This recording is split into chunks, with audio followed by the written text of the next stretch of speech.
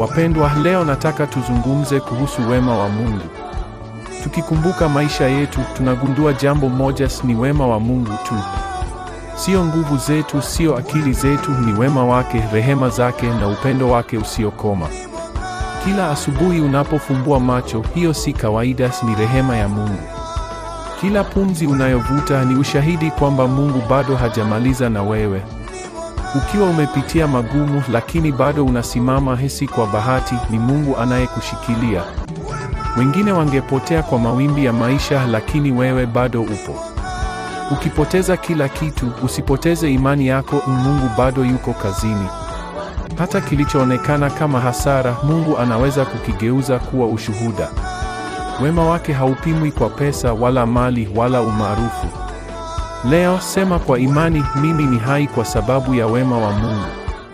Usiruhusu uchungu au majaribu ya kufanya usahau, Mungu bado ni mwaminifu. Kwa hiyo leo inua macho yako, usione giza, ona wema wa Mungu unaokufuata hata sasa.